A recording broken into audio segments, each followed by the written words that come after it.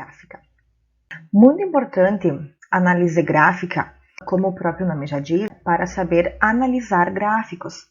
Aqui tem um exemplo muito prático e muito atual, que ele fala o pico do coronavírus. Esses são os dois eixos, o eixo Y, o eixo X, e aqui em azul estão os dois gráficos de duas funções. A gente entendendo de gráficos, a gente consegue ler um gráfico desses. Outro exemplo aqui, ó, evolução da curva de Kasman. Este é um gráfico que também tem dois eixos, o eixo vertical, o eixo horizontal. O eixo horizontal traz datas, primeiro dia, quarto dia, sétimo dia, no dia 15 de março, no dia 18 de março, dia 21 de março, até chegar em 8 de maio. Eles fizeram um comparativo com o Brasil como um todo, estado de São Paulo, Itália, Estados Unidos. Então, aqui a gente está comparando a evolução da curva, ó. Esse é o título do gráfico, dentro de alguns países, ó, Estados Unidos, Itália, Brasil, e dentro do Brasil ele comparou São Paulo. Outro gráfico, vendas, dois eixos, eixo Y, eixo X, eixo horizontal e vertical. Um deles é as vendas e o outro é o mesmo. A gente precisa saber analisar um gráfico desse. Cotação do dólar frente ao real, ó. Está o dólar, o eixo Y representa os valores, ó, 1,66, 1,65, 1,70 e por aí vai subindo. E o eixo X, ele vai trazendo os meses, maio de 2007, junho de 2007, janeiro de 2008, e aí o gráfico, isso é muito importante. Um outro gráfico aqui que está fazendo a média das temperaturas registradas em certo lugar. Em todas essas datas aqui, ó, quanto foi a temperatura, ó, quanto foram os aumentos de temperatura, na verdade, né? Essas são algumas aplicações da análise gráfica. A primeira coisa que vocês vão estudar é determinar o domínio e a imagem de uma função, que é muito importante porque são os eixos, né? É de onde a função começa até onde ela termina e qual é o alcance, o limite, né, vertical, até onde ela pode ir, qual é o valor máximo dela, enfim. Então, esses são os valores de domínio e imagem. Quando a gente quer determinar o domínio e a imagem, o domínio sempre se refere ao eixo X. O domínio se refere ao eixo X e a imagem se refere ao eixo Y. A gente vai projetar o gráfico nos eixos. O que é projetar o gráfico nos eixos? Imaginar que tem uma lanterna aqui, nesse sentido, e ver aonde ela faz a sombra no eixo X. Ela faz a sombra nessa barrinha que está mais escura aqui, né, de propósito. E fazer a projeção do gráfico no eixo Y é, da mesma maneira, imaginar uma lanterna nesse sentido, que ela ilumina aqui, ela faz a projeção, ela faz a sombra do gráfico no eixo X. Então, essas duas barrinhas aqui, elas são o domínio e a imagem. Então, o domínio é no eixo X e a imagem é no eixo Y.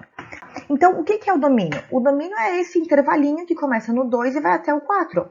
Como as bolinhas aqui, ó, elas são fechadas, ó, né? O 2 e o 4 participam.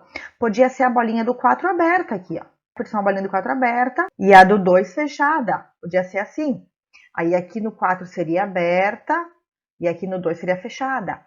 Isso tudo vai variar de gráfico para gráfico. É muito importante que vocês sempre observem essas bolinhas, se elas são fechadas ou abertas. Essa bolinha aqui, ela é fechada. Então, portanto, o 4 aqui também é fechado. E a anotação é aquela que vocês já conhecem. Do 2 até o 4, intervalo fechado, portanto, colchete fechado. Separados por ponto e vírgula, porque poderá ter aí no meio um número decimal, né? E aí, como é que vocês vão separar um decimal de um outro número, né? É através do uso do ponto e vírgula. Então, o domínio, a gente vai analisar valores de X.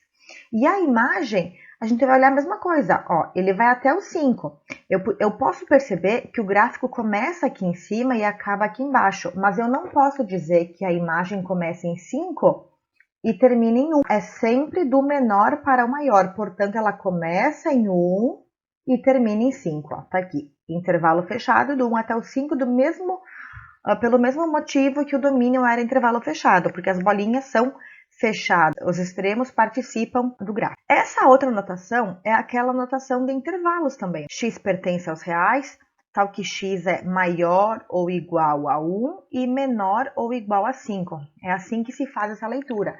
É do X para os extremos, tá? Então, X é maior do que 1, maior ou igual, e X é menor ou igual a 5. Se fosse a bolinha aberta aqui não teria esse igual, mas com uma bolinha fechada ele igual entra. E o domínio é a mesma coisa, ó. X pertence aos reais, tal que x vai do 2 até o 4. X é maior ou igual a 2, x é menor ou igual a 4. Então, tanto faz essa notação do meio ou essa notação de fora, tá? As duas simbolizam a mesma coisa. Aqui vocês têm que cuidar se os intervalos são fechados ou abertos. Outro exemplo aqui. Determinar domínio e a imagem, ó. Este gráfico é esse segmento aqui, esses 3 segmentos de retas aqui. Agora, os extremos deles são bolinhas abertas, ou seja, os extremos não participam do domínio. Portanto, para encontrar o domínio e a imagem, eu tenho que perceber que o domínio começa no -2 e termina aqui no 4. Bolinha aberta no 4, bolinha aberta no -2. Portanto, -2 até o 4, intervalo aberto é o domínio. E a imagem, ó, começa aqui embaixo e vai até lá em cima, bolinha aberta para os dois. Então, eu coloco sempre do menor para o maior, portanto, -2 até o 3. Imagem, -2 até o 3. Então, 2 exemplos de domínio e imagem. Poderia acontecer de ser essa bolinha aqui, fechada, aonde tem o -2 aqui e aqui embaixo seriam intervalos fechados. Pode acontecer de ter uma aberta e uma fechada também. Muito bem, estudo do sinal. Sinal a gente vai sempre pensar em sinal positivo, sinal negativo ou nulo. Então aqui tem um exemplo de gráfico. O que a gente vai estudar aqui? É analisar quando que a função está para cima do eixo. Nesse pedaço aqui, ó, a função está para cima do eixo x. Eu vou sempre me basear no eixo x. E nesse pedaço aqui, a função está para baixo. Então, nesse pedaço aqui da direita, a minha função ela é positiva. E nesse intervalinho aqui, ela é negativa. E onde que ela é nula? Nos pontos onde a função corta o eixo x. Só que percebam que ela não está unicamente positiva nesse pedaço aqui. Ela é positiva aqui também. Estão vendo? E ela é positiva daqui para frente. Então, nesses 3 intervalos, ela é positiva. Ela também é negativa nesse trecho aqui, ó. E também aqui à esquerda, ó. Ela começa negativa, fica positiva, fica negativa de novo, positiva, negativa, positiva. Então, essa função, ela tem vários intervalos positivos e vários negativos. Ela pode ter apenas um intervalo positivo, ela pode ter apenas um negativo, ela pode ter um de cada, ela é variável. Isso que é muito importante analisar gráfico, porque cada gráfico tem uma particularidade. Estudo do sinal. Aqui está a nossa função. Como é que eu vou colocar essa resposta? Veja bem, nesse intervalo, a função é positiva. E nesse intervalo também, e nesse intervalo aqui no final também, correto? Então, a função é positiva nos intervalos A até B. Por quê? Daqui até aqui, nesse pedacinho aqui, a função está para cima do eixo x. Então, de A até B, ó, intervalo aberto, por quê? Porque em A e em B, a função não está nem para cima nem para baixo, ela está em cima do eixo x. Esse ponto a gente já vai ver que ele tem um nome especial, ele é uma raiz. Então, aonde mais ela é positiva? Nesse intervalinho aqui, ó, que vai do C até o D. Então, do C até o D, também ela é positiva. E ela é positiva aonde? Do E para o infinito, do ponto E até o mais infinito. Então, esses são os intervalos onde a função é positiva, tá? Agora, onde ela é negativa? Negativa onde está abaixo, ó. Aqui, ó, ela é negativa. Então, ela é do menos infinito até o A. É negativa aqui também. Do B até o C. Então, do B até o C, intervalo aberto, de novo, porque em B e em C, ela é nula, ela não está nem para cima e nem para baixo do eixo x. Também ela é negativa nesse intervalinho aqui, que vai do D até o E. Esses são os 3 intervalos onde a função é negativa. Então, quando tiver numa questão de prova, avaliação, exercício, vocês podem responder dessa forma, dessa aqui, enfim, notação de intervalo. E quando que a função é nula? Ela é nula quando tiver raízes ou zeros da função, que são os pontinhos aonde a função corta o eixo x, ó. 1, 2, 3... 4 e 5. Essa função tem 5 raízes. Pode ser que tenha apenas 1, pode ser que tenha 2, pode ser que não tenha raízes. Então, o estudo do sinal é isso aí. Analisar aonde ela é positiva, aonde ela é negativa e aonde ela for nula. Onde ela é nula é aonde são as raízes. Crescimento e decrescimento. Como o próprio nome já diz, é analisar onde a função cresce e aonde ela decresce. Nesse intervalo, a função está crescendo. Agora, nesse intervalo aqui, a função está decrescendo. e depois ela cresce, e depois ela decresce, e por fim ela cresce. Mais uma descidinha, outro decrescimento. Então uma função ela pode ter só crescimento, só decrescimento, ela pode ter um de cada, tá? Ela pode ser constante e nem crescer e nem decrescer. Isso tudo varia de função para função. Tem alguns pontinhos que são muito importantes, ó, chamados pontos de máximo. 3 pontos de máximo. Por que eles são pontos de máximo? Porque eles são picos, tá? Então esses são chamados pontos de máximo. E aqui embaixo tem alguns pontinhos de mínimo. Pode ser que tenha só um ponto de mínimo, pode ser que não tenha nenhum ponto de mínimo. E da mesma forma os pontos de máximo.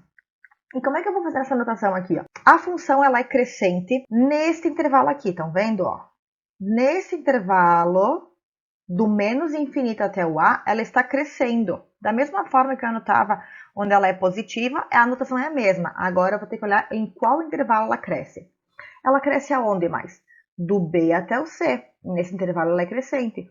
E ela é crescente aonde mais? Do D até o E. Então, os 3 intervalos onde a função é crescente. Ela pode ter um intervalo, 2, 3, nenhum. Onde a função é decrescente? Nesse intervalo do A até o B.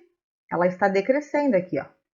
Ela também decresce aqui, do C até o D. E aqui no final, aqui também ela decresce. Então, sempre que eu vou analisar crescimento e decrescimento, eu vou analisar em relação ao eixo X. E a função nesses pontos de máximo e de mínimo, ela é constante, porque aí ela para de crescer e começa a decrescer, ou para de decrescer e começa a crescer. Então, ela não é nem crescente e nem decrescente. Ela é um ponto onde ela é constante. Então, isso é muito importante também, analisar crescimentos, decrescimentos. Esse é um gráfico muito comum agora nessa época, que falava do pico, né, dos contágios. Então, quando a gente chega aqui em cima, é um pico, é o valor máximo. A partir daí ela vai diminuir até que ela vai estabilizar. Exemplos de aplicação. Então, como a gente já havia dito, aqui a gente ouviu muito falar em como retardar o pico, né? O pico da epidemia. Então, este primeiro gráfico aqui em pontilhadinho, ó, ele é o que aconteceria se não tivesse tido medidas de controle. Ia ter muita contaminação até chegar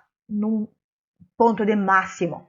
Então, o que acontece aqui? Ó? São 2 eixos. O eixo Y, ele representa o número de casos. E o eixo X, isso é muito importante analisar sempre, ele representa o tempo desde que aconteceu o primeiro caso. Por exemplo, aqui, vamos supor dia 1, dia 2. Conforme o tempo aumenta, olha o que acontece aqui em relação ao eixo Y. O número de casos também aumenta, e aumenta muito rápido, se não tivesse tido medidas de controle. Agora, quando tem medidas de controle, olha o que acontece. No mesmo dia 2 aqui, ó, onde eu teria esse número aqui de casos, eu, na verdade, vou ter um número bem baixinho aqui embaixo. E quando eu tiver aqui no, sei lá, dia 10, dia 20, dia 30, quando eu estivesse sem medidas de controle, aqui no dia 10, por exemplo, eu estaria no meu pico de epidemia, o meu auge lá em cima, um número muito alto de contaminados.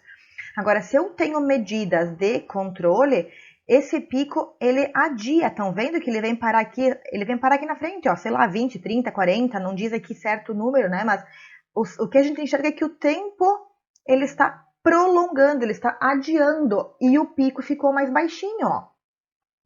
Olha aqui o pico, ó. Se aqui em cima era, sei lá, 100 pessoas, aqui embaixo talvez sejam 10. A evolução da curva, então, o que está falando nesse exemplo aqui? Aqui tem 3 países, Brasil, Estados Unidos e Itália. Aqui está o eixo X dele e aqui está o eixo Y. O eixo Y é a quantidade de pessoas infectadas, né? 100 pessoas, aqui embaixo 1.000, 10.000, 100.000, 1 milhão. E para a direita crescem as datas. 15 de março, 18 de março, 21 de março e por aí vai. Como que é interessante isso aqui? Ó? É analisar, ó, olha aqui no dia 2 de março, como é que estava a situação. Em São Paulo, 11 mil. No Brasil tinha um pouco mais, na Itália um pouco mais, Estados Unidos um pouco mais. Essa é a ideia desses gráficos, é analisar que os Estados Unidos estão mais contaminados, que a Itália contaminou um pouco menos, o Brasil um pouco menos, São Paulo um pouco menos. Então a ideia desse tipo de gráfico é analisar no dia 17, por exemplo, como é que estavam os 4 casos, assim, né? Fazer um comparativo tanto dos 4 regiões ali, né, que estão sendo analisadas. Esse então é o gráfico da evolução da curva de casos. Aqui exemplo da aplicação de novo, né? Então vendas, ó, durante o mês, ó, janeiro tinha essas vendas aqui.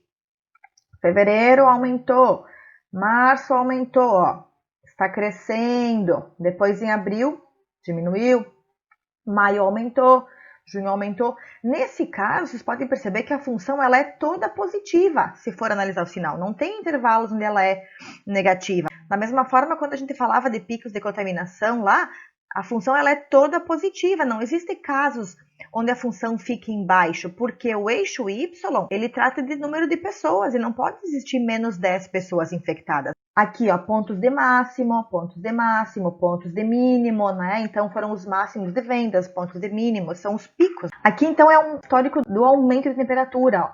Nessa data, foi quando começou a ser registrado, nessa data aqui teve um aumento de 0,2, depois diminuiu, daí aumentou, diminuiu.